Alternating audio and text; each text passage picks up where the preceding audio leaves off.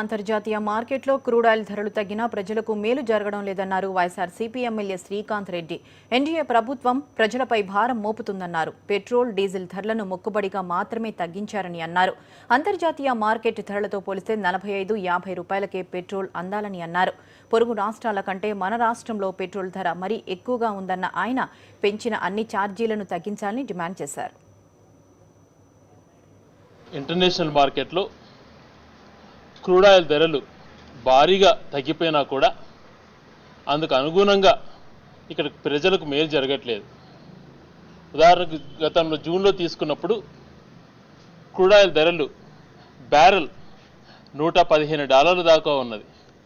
అది ఇప్పుడు $47.5 రావడం జరిగింది. అర్థం కన్నా పైన తగ్గింది. అదే నిష్పత్తితో ఇక్కడ మన భారతదేశంలో ఆ రకంగా ప్రైసెస్ తగ్గించకుండా ఎన్డీఏ ప్రభుత్వం ప్రజలపైన భారం మోపుతుంది.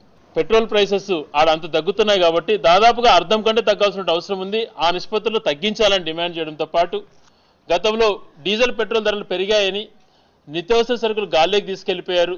ఆర్టీసీ ఛార్జీలు, రైలు ఛార్జీలు అన్ని కూడా పెంచడం జరిగింది. ఈరోజు తగ్గుతున్నా కూడా ఏ రకంగా ప్రజలకు ఉపయోగపడే విధంగా ఎక్కడ దేంట్లో కూడా ధరలు తగ్గించకుండా ఉన్నారు. ఆర్టీసీ ఛార్జీలు తగ్గించట్లేదు, రైలు ఛార్జీలు తగ్గించట్లేదు.